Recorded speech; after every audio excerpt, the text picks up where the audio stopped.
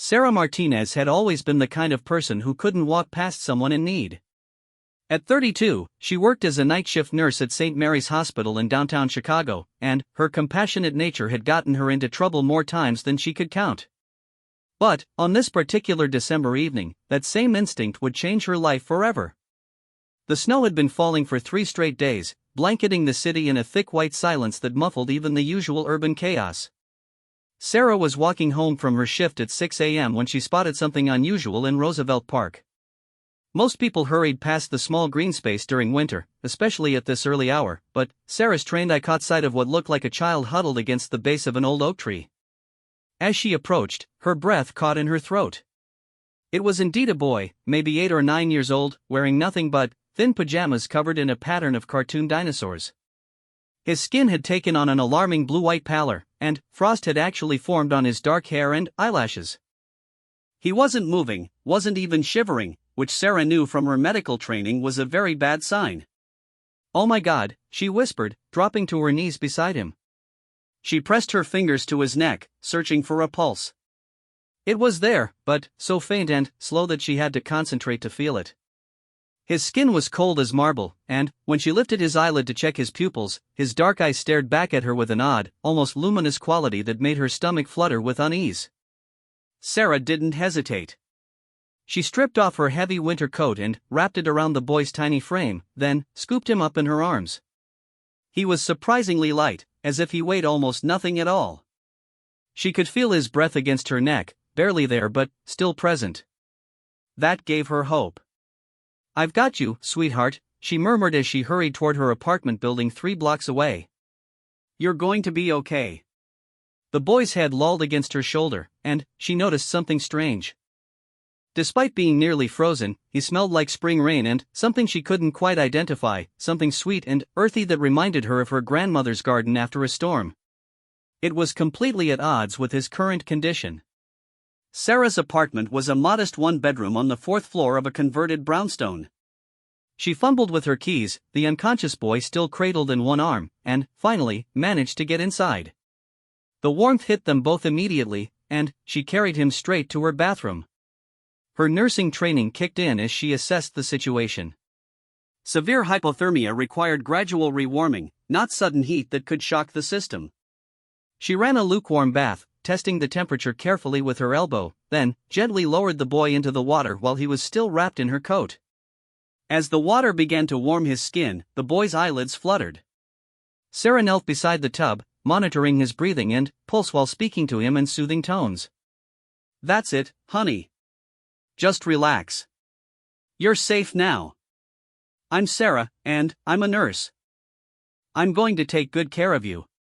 After 20 minutes in the bath, color began returning to the boy's cheeks, though it was a strangely pale, almost translucent pink that didn't look quite right. Sarah helped him out of the tub and wrapped him in her fluffiest towels, then carried him to her couch where she had piled every blanket she owned. The boy's eyes opened fully for the first time, and Sarah found herself staring into the most unusual gaze she had ever seen. His eyes were dark brown, almost black, but they seemed to have flecks of silver that caught the light in an unsettling way. There was an intelligence there that seemed far too mature for such a young face. "Where am I?" he asked, his voice barely above a whisper. Even that soft sound had an odd quality to it, like an echo in an empty cathedral. "You're in my apartment," Sarah said gently. "I found you in the park. You were very cold. What's your name, sweetheart?" The boy blinked slowly, as if trying to remember. "Adrian," he said finally. "Adrian Blackwood. That's a lovely name. Can you tell me your parents' names, Adrian? They must be worried sick about you." Something flickered across Adrian's face, an expression too complex for a child his age. Fear, maybe, or confusion, but also something that looked almost like resignation. "I don't remember," he said, but Sarah had the distinct feeling he was lying. "I was cold, so cold. And then, you found me." Sarah studied his face carefully. There was something about this boy that didn't add up. His speech was too articulate, his manner too composed for someone who had just survived severe hypothermia. And there were other things, little details that nagged at her medical mind. His pulse was still unusually slow, even now that he was warming up. His skin had an odd luminescent quality, as if lit from within. And his teeth, when he spoke, seemed just a little too sharp. But he was a child, and he was in her care now. Whatever mysteries surrounded him could wait. "Are you hungry?" she asked. "I could make you some soup." Adrian nodded, and Sarah went to her kitchen to heat up a can of chicken noodle soup. As she worked, she kept glancing back at him. He sat perfectly still on her couch, not fidgeting or looking around with curiosity like most children would. Instead, he stared straight ahead with an intensity that made her uncomfortable. When she returned with the soup, Adrian accepted it gratefully and ate with surprising delicacy, as if he had been taught proper table manners from a very young age. He finished every drop, then set the bowl down with mathematical precision. "Thank you," he said. "You're very kind. Adrian, I need to call someone. The police, or child services, to help find your family. You understand that, right?" The boy's composure cracked for just a moment, and Sarah saw raw panic flash across his features. "Please don't," he whispered. "Please. They can't find me here." "Who can't find you?" "Adrian, are you running from someone? Are you in some kind of trouble?" But the boy had retreated back into that strange stillness, his dark eyes unreadable. "I can't go back," was all he would say. Sarah felt torn. Every instinct told her to follow protocol, to call the authorities and let them handle this situation. But something about Adrian's fear seemed genuine, and she had seen enough abused children in her work to recognize the signs of trauma. "Okay," she said finally. "We don't have to call anyone right now. But, Adrian, I need you to understand that I can't keep you here indefinitely. We'll need to figure something out." The boy nodded solemnly, as if he had expected this. "I know," he said. "But, please, just for tonight. I promise I won't be any trouble." Sarah looked at this strange, polite child wrapped in her blankets, and her heart melted completely. "Of course you can stay tonight. We'll figure everything else out in the morning." She set Adrian up in her bedroom while she took the couch, bringing him extra pillows and making sure he was comfortable. But, as she lay in her living room hours later, trying to sleep, she couldn't shake the feeling that she had just stepped into something far more complicated than a simple case of a lost child. Outside her window, the snow continued to fall, but Sarah thought she heard something else in the wind. A sound like distant voices, calling a name over and over. But, whenever she tried to focus on it, the sound would fade, leaving her to wonder if she had imagined it entirely. In her bedroom, Adrian lay perfectly still beneath the covers, his strange eyes wide open and staring at the ceiling. He wasn't sleeping, hadn't even tried. He was listening to those same voices in the wind, and, unlike Sarah, he knew exactly what they meant. Time was running out. His father would find him soon, and, when he did, Sarah would learn the truth about what she had brought into her home.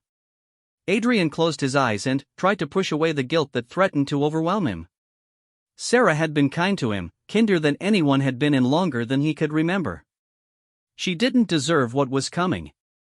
But it was too late to change course now. The Vampire King's son had been found, and nothing would ever be the same again. Sarah woke to the sound of her coffee maker brewing automatically, but something felt different about her apartment.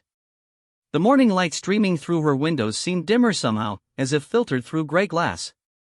She sat up on her couch, remembering the events of the night before, and immediately looked toward her bedroom door. "Adrian," she called softly. "I'm here," came his voice from the kitchen. Sarah found him sitting at her small dining table, dressed in some of her spare clothes that were far too big for him. He had rolled up the sleeves and pant legs with meticulous care, and somehow managed to make the oversized outfit look almost elegant. "How did you sleep?" Sarah asked, though she noticed he looked exactly the same as he had the night before. No bedhead, no sleepy expression, just that same unnaturally composed demeanor. "I rested well, thank you," Adrian replied politely. "I hope you don't mind. I made myself some tea." Sarah looked at the cup in his hands and frowned. She didn't remember having any tea in her apartment, only coffee. But there it was, steaming in a delicate china cup she definitely didn't recognize. The liquid inside was an unusual dark red color, like pomegranate juice, but it had an earthy smell that reminded her of autumn leaves and rain. "Where did you find tea?" she asked. Adrian hesitated for just a moment. "I found it in your pantry. Behind the cereal boxes." Sarah knew every inch of her small kitchen, and she was certain there had been no tea hidden anywhere. But Adrian sipped from the cup with obvious satisfaction, and she decided not to press the issue. Maybe she had forgotten about buying it. As she prepared her own breakfast, Sarah kept glancing at the boy. In daylight, the strange quality she had noticed the night before seemed even more pronounced. His skin had an almost porcelain quality, smooth and flawless in a way that didn't look entirely natural. His dark hair seemed to have subtle highlights of deep blue, like a raven's wing. And those eyes, when they caught the light, definitely had an unusual silver shimmer. "Adrian," she said carefully, sitting down across from him with her coffee. "I've been thinking about what you said last night. About not being able to go back. Can you tell me anything more about that? Are your parents, are they the kind of people who might hurt you?" The boy's expression grew thoughtful, as if he were considering how much to reveal. "My family is very complicated," he said finally. "My father has certain expectations, certain rules that must be followed. I broke one of those rules, and now I'm paying the consequences." What kind of rule could a child possibly break that would justify being left outside in freezing weather? Adrian's laugh was bitter and far too mature for his apparent age. "I tried to help someone I wasn't supposed to help. Someone my father considered beneath our notice." Sarah's heart clenched. She had worked with enough abused children to recognize the signs of a household where love was conditional, or a child's worth depended entirely on their obedience. "Adrian, no child should be punished for showing kindness to another person. What you're describing sounds like abuse, and there are people who can help you. People who can make sure you're safe." But Adrian shook his head. "You don't understand. My father isn't the kind of man who can be stopped by social workers or police. He has power that ordinary people can't comprehend." Before Sarah could respond to this cryptic statement, the temperature in her apartment suddenly dropped. Not gradually, but all at once, as if someone had opened a door to the Arctic. Her breath began to mist, and frost started forming on the windows despite the fact that her heating system had been working perfectly moments before. Adrian went rigid, his cup of strange tea slipping from his suddenly trembling hands and shattering on the floor. The dark liquid spread across the linoleum like blood. "He's here," Adrian whispered, his voice filled with terror. "Sarah, I'm so sorry. I never meant for this to happen. I thought I had more time." "Who's here?" Sarah demanded, but even as she asked, she heard the sound of footsteps in the hallway outside her apartment. Slow, measured steps that seemed to echo with an authority that made her instinctively want to hide. The footsteps stopped outside her door. There was no knock, no demand for entry, just an oppressive silence that seemed to press against the walls of her apartment like a living thing. "Don't let him in," Adrian begged, grabbing Sarah's arm with fingers that felt like ice. "Please, don't open the door." But even as he spoke, Sarah heard the unmistakable sound of her deadbolt sliding open. Then, the chain lock. Then, the regular lock. All by themselves, as if invisible hands were turning the mechanisms from the outside. The door swung open on silent hinges, and a man stepped into Sarah's apartment as if he owned it. He was tall, at least 6.5 feet, with the kind of commanding presence that made the room itself seem smaller. His hair was black as midnight, pulled back in a style that looked both timeless and elegant. He wore a long coat that seemed to be made of shadows themselves, and, when he moved, it billowed around him like liquid darkness. But it was his face that made Sarah's blood run cold. It was a face that could have been carved from marble by a master sculptor, beautiful and terrible in its perfection. His skin was pale as moonlight, his features sharp and aristocratic. And his eyes, when they fixed on Sarah, were the same dark brown as Adrian's, but with an intensity that made her feel like a mouse being studied by a hawk. "You," the man said, his voice a deep bass that seemed to resonate in Sarah's bones, "have something that belongs to me." Sarah found herself unable to move, unable even to speak. There was something about this man that triggered every primitive fear response in her brain, something that whispered that she was in the presence of a predator far more dangerous than anything that should exist in the modern world. Adrian slowly stood up from his chair, his small frame seeming even more fragile next to the imposing figure in the doorway. "Father," he said quietly, "I can explain." "Can you?" The man's attention shifted to his son, and the temperature in the room dropped even further. Ice began forming on the inside of the windows. "You disappeared from our home 3 days ago, Adrian.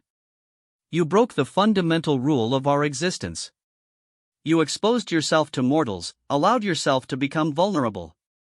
And now this human has seen you, cared for you, become involved in our affairs." The way he said human made it clear that he considered Sarah to be something far beneath his notice, like an insect that had crawled across his path. "She saved my life," Adrian said, his voice stronger than Sarah had heard it since she'd found him. "I was dying, and she brought me back." "Doesn't that mean anything?" The man's laugh was like breaking glass. "Dying? You are my son, Adrian. Death is not something that concerns our kind, as you well know. Your little theatrical performance was unnecessary and dangerous." Sarah's mind reeled as she tried to process what she was hearing. Their kind? What did that mean? And how could a child not be concerned about dying? "You're frightening her," Adrian said, moving to stand between Sarah and his father. "She doesn't understand what's happening." For the first time since he'd entered her apartment, the man looked directly at Sarah again. His gaze was like being studied by something ancient and hungry, and she felt a scream building in her throat that she couldn't quite release. "No," he said thoughtfully. "She doesn't understand. But she will." He raised one pale hand, and Sarah felt an invisible force pull her to her feet and drag her across the room until she stood directly in front of him. The smell that emanated from him was like winter nights and old stones, with an underlying scent of something metallic that made her think of blood. "Tell me, Sarah Martinez," he said, and the fact that he knew her name without her having told him made her knees weak with terror. "What do you think you've been caring for these past hours?" "A little boy," Sarah managed to whisper. "A child who needed help." The man's smile revealed teeth that were just slightly too sharp, canines that extended just a fraction too far. "Look again." He gestured toward Adrian, and suddenly, Sarah could see things she had been blind to before. The way the boy cast no reflection in the chrome surface of her refrigerator. The way he moved with an inhuman grace, as if his feet barely touched the floor. The way his skin seemed to have its own inner light, pale and luminous like moonlight on water. "Adrian," she breathed, understanding flooding through her like ice water. "What are you?" The boy's dark eyes filled with something that might have been tears, though Sarah somehow knew they would be red as blood if they fell. "I'm sorry," he whispered. "I wanted to tell you, but I knew you wouldn't understand. I knew you'd be afraid." The man laughed again. "Afraid?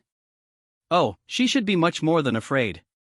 He turned back to Sarah, and, when he spoke, his voice carried the weight of centuries. "Allow me to introduce myself properly. I am Lucian Blackwood, and I am what your kind would call the king of the vampires. This boy you've been so kindly sheltering is my son, a prince of the undead, and, by helping him, you have involved yourself in affairs that mortals are not meant to survive." Sarah's legs gave out completely, and she would have fallen if not for the invisible force that continued to hold her upright. Vampires. The word echoed in her mind like a death knell. She had helped a vampire child, and now she was standing in her own apartment facing something out of nightmares. "Please," Adrian said, his voice breaking. "Father, she didn't know. She was only trying to help. Don't hurt her." Lucian Blackwood's expression didn't change, but something dangerous flickered in his dark eyes. "Hurt her? My dear son, you seem to have forgotten the most important lesson I've tried to teach you.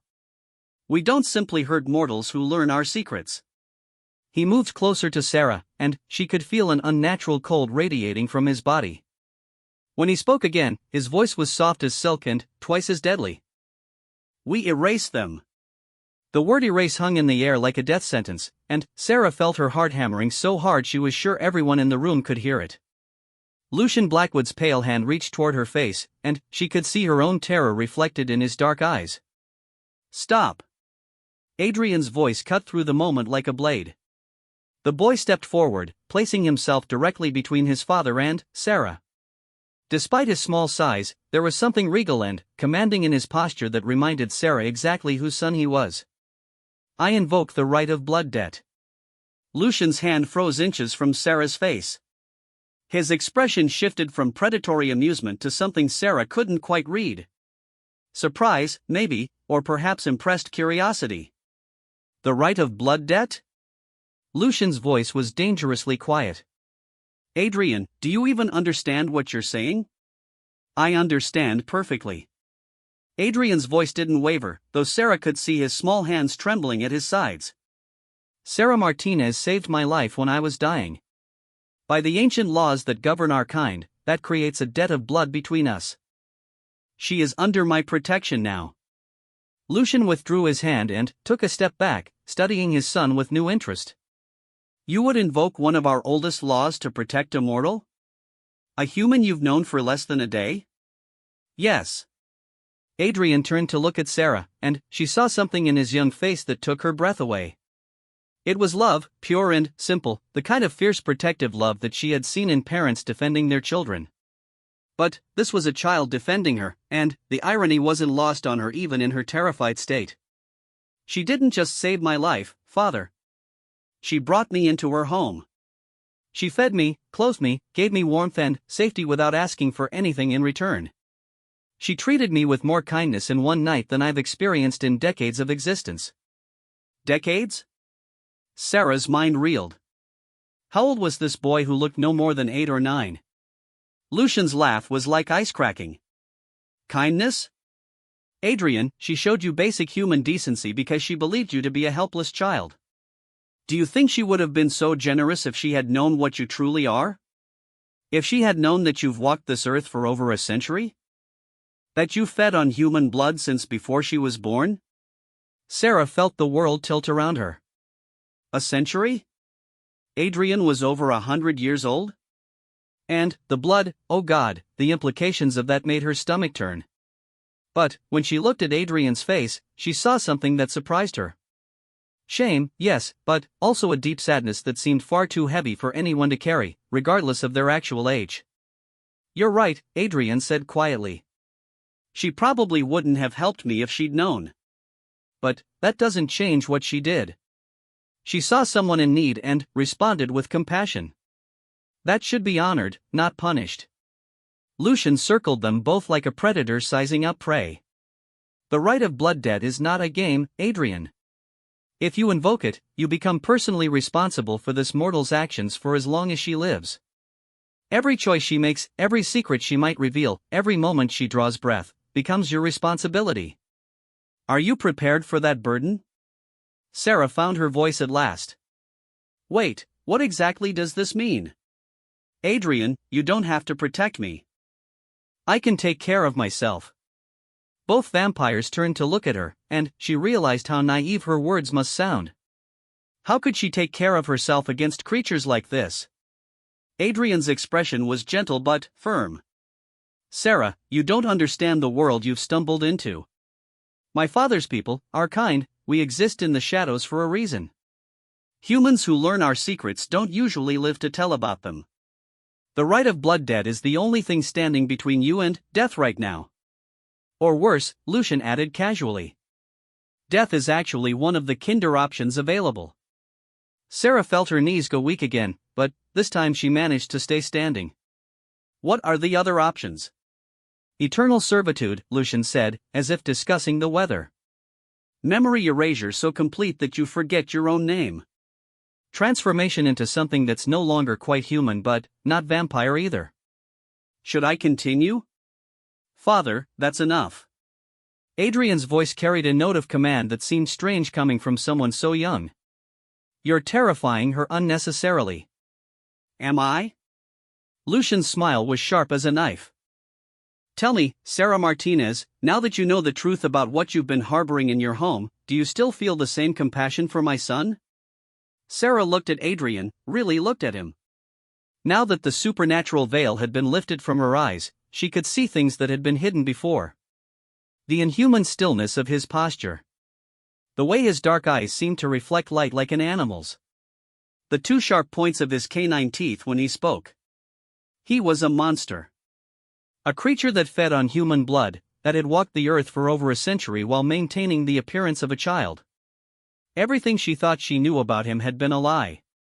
But, when she looked deeper, past the supernatural aspects that terrified her, she saw something else. She saw the way he had thanked her so politely for the soup.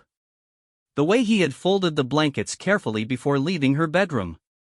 The way he was standing between her and his father right now, willing to take on responsibilities she couldn't even comprehend just to keep her safe. Yes, she said, surprising herself with the steadiness of her own voice. I still feel compassion for him. Both vampires stared at her in shock. He's just a child, Sarah continued, her nursing instincts overriding her fear. I don't care how old he actually is or what he is. When I found him in that park, he was cold and alone and scared. That's what I responded to, and that's what I still see when I look at him now. Adrian's face lit up with an expression of pure joy that was heartbreaking in its intensity. It was clear that acceptance, real acceptance, was something he had rarely experienced in his long existence. Lucian, on the other hand, looked genuinely puzzled. Remarkable. I've seen humans react to the truth about our kind in many ways over the centuries, but this is unexpected. He moved closer to Sarah again, but this time his approach felt more curious than threatening. You're not afraid? I'm terrified, Sarah admitted. But, being afraid doesn't change the fact that Adrian needed help and I was able to give it to him. It doesn't change the fact that he's been nothing but polite and grateful since I brought him home. And it doesn't change the fact that he's willing to put himself at risk to protect me from you right now. Something shifted in Lucian's expression, a subtle softening that made him look more like a father and less like a creature of nightmare. Adrian, it seems you chose your protector well. Does that mean you'll honor the right of blood debt? Adrian asked, hope creeping into his voice.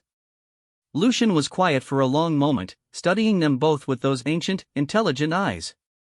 Finally, he nodded slowly. The debt is acknowledged, he said formally. Sarah Martinez, by the ancient laws of my people, you are now under the protection of my house. Your life is bound to my son's honor, and his honor is bound to your continued well-being. Sarah felt relief flood through her, but Lucian wasn't finished speaking.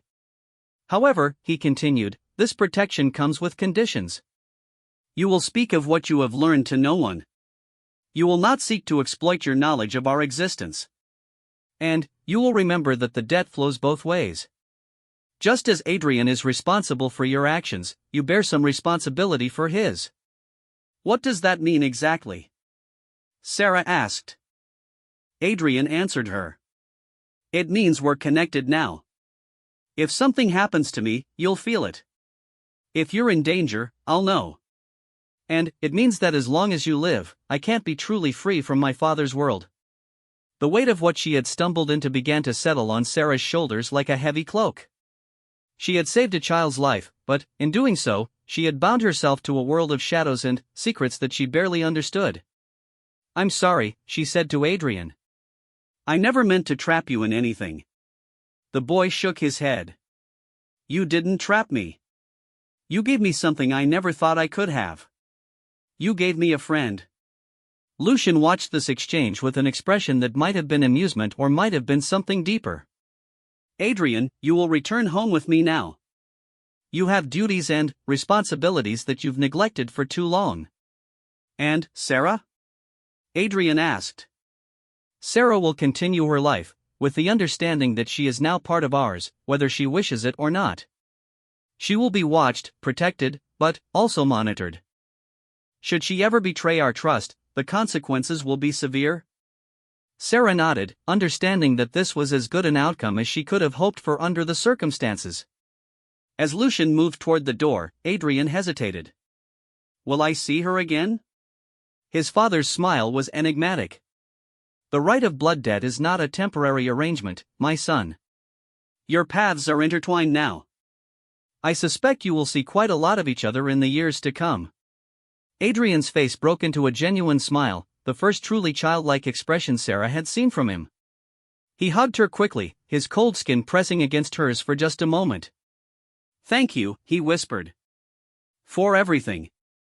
Then, he was gone, following his father out into the hallway.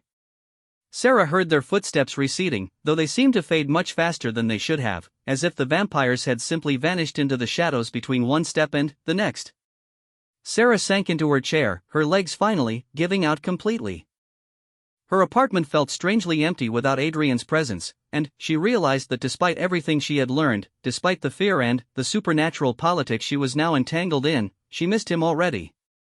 Outside her window, the snow had stopped falling, and the first rays of true sunlight were breaking through the clouds. But Sarah knew that for her, the world would never look quite the same again. She had stepped across a threshold that couldn't be uncrossed, into a reality where fairy tale monsters were real and kindness could bind you to destinies you never imagined. As she sat in her kitchen, staring at the broken teacup on the floor, Sarah found herself wondering what other secrets were hidden in the shadows of the world she thought she knew. And, despite everything, despite the danger and the fear and the impossible situation she now found herself in, she realized she was looking forward to finding out. After all, she had always been the kind of person who couldn't walk past someone in need. Now she just knew that sometimes, the someone in need might turn out to be more than human, and helping them might change everything about the life she thought she was living. But, as she cleaned up the remnants of Adrian's mysterious tea, Sarah smiled. Some changes, she thought, might be worth the risk.